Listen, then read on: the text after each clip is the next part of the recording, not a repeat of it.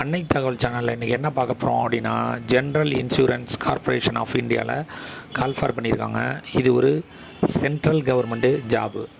எத்தனை போஸ்டிங்க்கு கால்ஃபார் பண்ணியிருக்காங்க அப்படின்னா, 85 போஸ்டிங்க்கு, ஆஃபீஸர் போஸ்டிங்க்கு கால்ஃபார் பண்ணியிருக்காங்க.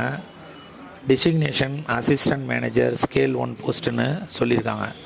வயது வரம்பு என்ன அப்படின்னா, 21லேருந்து 30 வயசு இருக்கவங்க விண்ணப்பிக்கலாம் அப்படின்னு சொல்லியிருக்காங்க. 2/10/1993க்கு முன்னாடி பிறந்தவங்க மற்றும் 1/10/2002க்கு பின்னாடி பிறந்தவங்க விண்ணப்பிக்க முடியாது அப்படின்னு சொல்லியிருக்காங்க.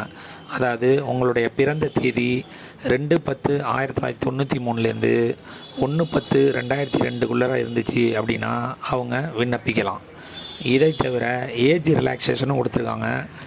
நிறையாவது கொடுத்துருக்காங்க. இது சாம்பிளுக்கு 2 மட்டும் சொல்லிடுறேன். இங்கே எஸ்சி எஸ்டிக்கு 5 இயர்ஸ் ஏஜ் ரிலாக்ஸேஷன் கொடுத்துருக்காங்க. அதர் பேக்வேர்டு கிளாஸ் ஓபிசிக்கு 3 இயர்ஸ் கொடுத்துருக்காங்க.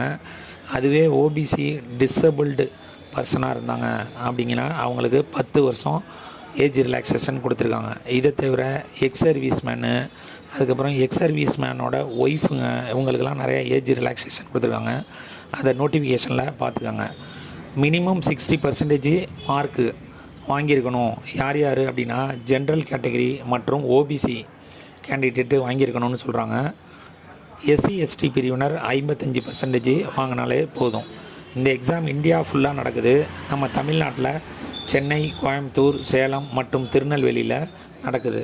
விண்ணப்பிக்க கடைசி நாள் 12/1/2024. டிஸ்கிரிப்ஷனில் அந்த லிங்க்கு கொடுத்துருக்கேன். விண்ணப்பித்து வெற்றி பெற்று பணியில் சேருக. நன்றி, வணக்கம்.